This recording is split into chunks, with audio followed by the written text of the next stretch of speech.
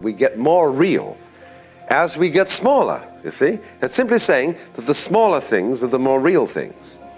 Well, that's a ridiculous argument, because you can play it exactly in the opposite direction. You can say, oh, no, no, no, no. Since all small things only exist relatively, that is to say, in relation to each other, the only real thing is the big thing. So all those small particles are relatively unreal. The only thing that is real is the whole universe. And that's so big that nobody can conceive it. So do you see, all philosophical argument is a game, playing with people arguing with each other in words, playing up and down the scale of arguing as to which level of bits, collections of bits, all bits whatsoever, which one is real. I've noticed a very funny thing in observing with my experiments with psychedelics, that psychedelic conversations are absolutely perfect examples of what is going on and always has been going on in philosophy. People start talking with each other, having very animated conversations about nothing at all except the processes of grammar. In other words, let's imagine a conversation in which nothing specific is mentioned. No proper names are used, no proper nouns, nothing is being referred to whatsoever. But all the words that indicate more or less dimensions of quality, dimensions of quantity, all the operative words, say words like to be, to grow, to diminish, to expand, to contract, all these are operant words, which can be used with reference to all kinds of specifics. But they get into conversations where all specifics are dropped out and only operant words are used. And they dance with each other by using these kinds of words. And philosophers are doing exactly the same thing. Philosophy is an intellectual dance of a game that we play, just like it might be Go, or it might be chess, or checkers, or poker, where we take these abstractions, the set of cards, 52 to the deck, and we play numbers and orders against each other, see? Well, philosophers do just the same thing in all their arguments. And you say, well, isn't that kind of silly? Well, maybe it isn't. Because life itself, biology, is the same thing. We have all these species that eat each other and come on in different shapes and different forms and so on, and there's a contest going on all the time to prove whether the cats are more powerful than the mice or the humans than the rats. And this constant thing is going on, but it is the same kind of bubble-de-bubble-de-bubble. Only it takes, instead of such a simple word as bubble, which is a vibration in the air, it comes on as a mouse. And a mouse is a very complicated way of saying bubble.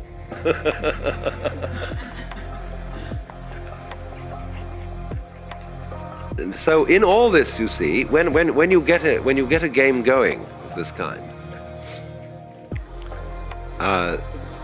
there comes the point of what you might call emotional investment. When you feel that the outcome of this particular feature in the game is urgent. See, this matters.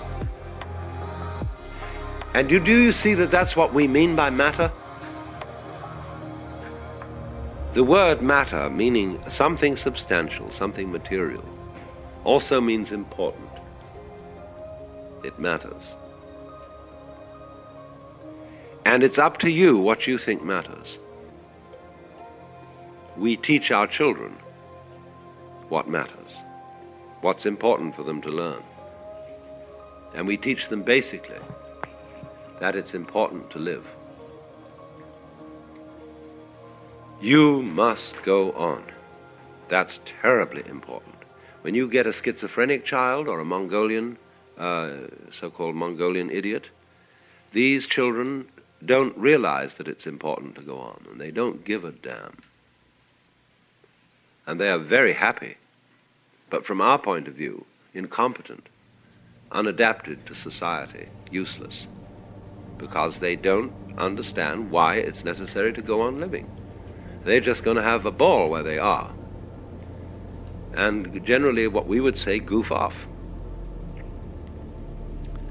And in a way, every being in this world is torn between going on and goofing off. We feel that's the basis of our distinction between work and play. Play is everybody needs some time to goof off. But they must go back to work because you've got to farm and fish and manufacture and produce so that you can go on. But when you see you have this terrifying urgency to go on and feel you must, this is important, this matters, we screen out of our consciousness the fact that this is our own volition and our own game, because we are captivated by the illusion of the necessity and the importance of going on, to keep other people going on, to keep children going on, to keep this thing up. And the difficulty is that as we become disturbed and anxious about this, it's more difficult to keep the game going. In proportion as we are frightfully concerned to survive, we start fighting other people. We start clobbering our neighbors who are stealing our crops, and whatever it is, all the old fights start. And it is these fights which, more than anything else, at the moment, you see, are endangering the entire human project. But all based fundamentally on the illusion that it's utterly important that we survive. A little while before he died, Robert Oppenheimer said, "It is perfectly obvious that the whole world is going to hell. It's going to blow up. There is no way that it can be stopped except that we don't try to stop it happening."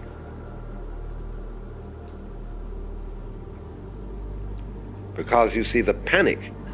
What's going to happen if this bomb goes off? See? This, more than anything else, will make it go off.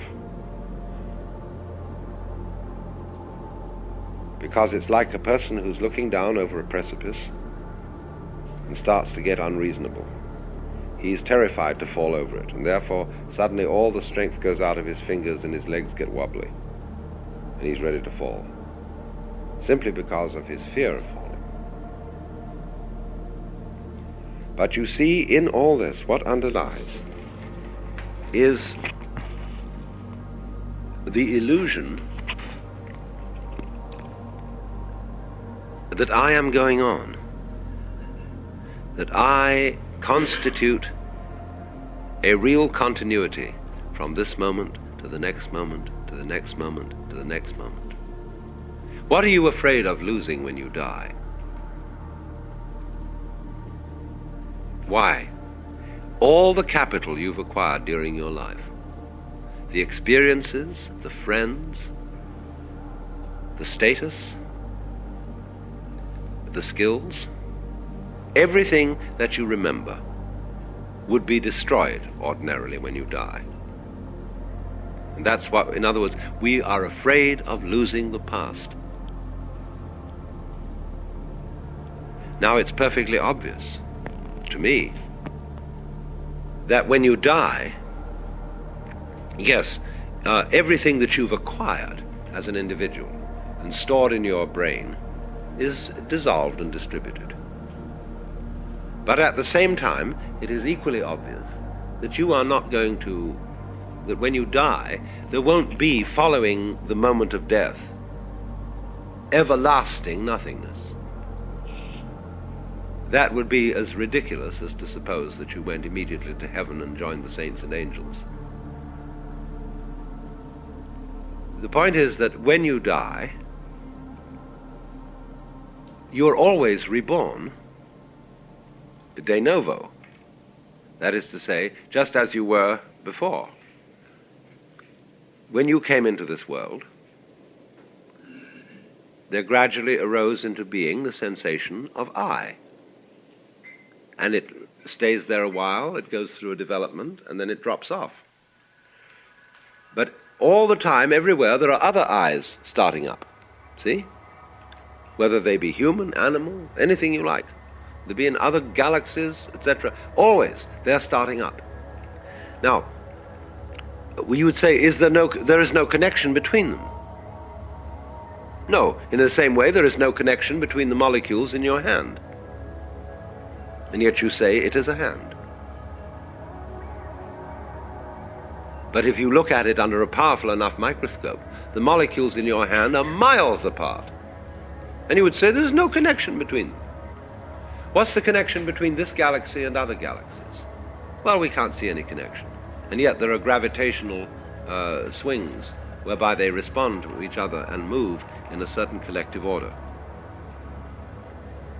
So in a very similar way, the constant appearance of beings who feel that they are I constitute a wave motion. And they may be considered individually. See, what we're doing in this is not setting down a doctrine, but it is doing an exercise in perception. You can see it either way. You can see yourself, in other words, as existing only now. That's the only you there is. The alternative to that, logically, is to see yourself as everything.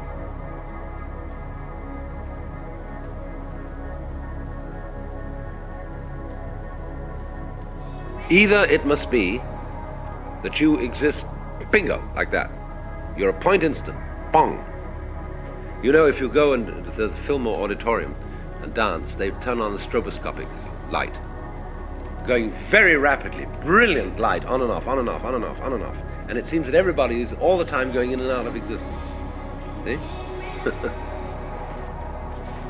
Now, in a way, that's a kind of exemplification of the truth that we are vibrations, and that everything does go on and off, on and off, on and off all the time. So the only real thing is the moment of on, where you are now. Got it? Lost it. Got it? Lost it. Got it? Lost it. See?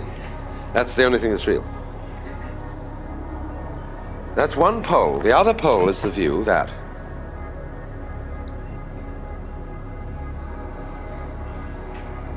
all these on and offs, just like the molecules in your hand, constitute a continuous reality. But if you follow that line, you've got to add up not to just what you are at this moment. You're going to add up to the whole universe through the entire span of its existence in space and time. Any middle position you take between these things is arbitrary. Say, okay, I'm going to be so much. I'm going to call myself this particular human being who lives for such and such a time. Okay, that's the way you want to play the game. That's the rules you've been told. And if you want to get attached to that and hung up on that, you're going to say that matters. And so you feel material.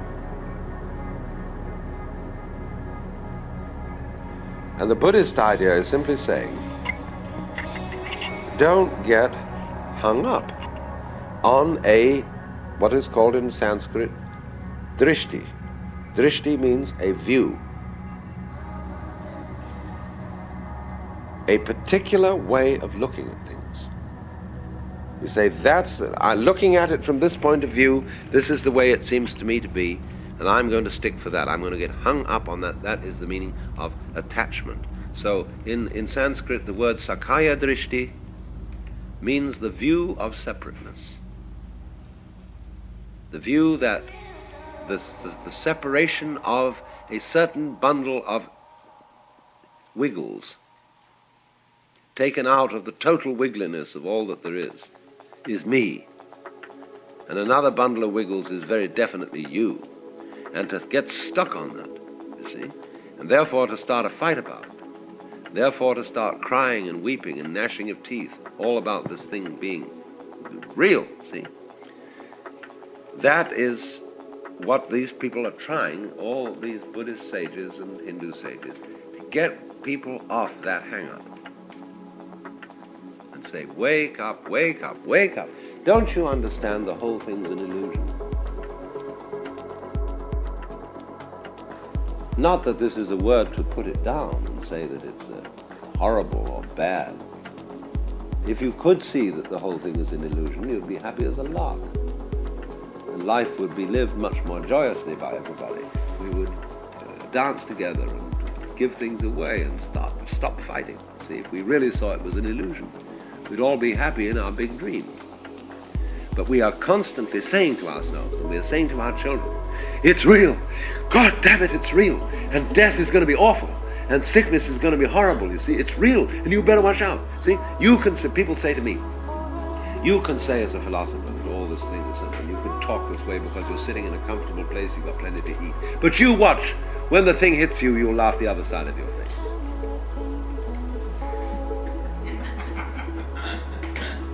Well, I don't give a damn. When it happens, it'll happen. But it's not happening now. And what I'll do when it does happen is the sufficient unto the day is the trouble thereof. As if you let yourself be free to react as nature dictates when catastrophe falls, you'll be okay. But if you go through your whole life standing in a state of preparation for catastrophe, and you know what's going to happen, you just torment yourself and get ulcers and rotting of the brain long before it's necessary for that to happen.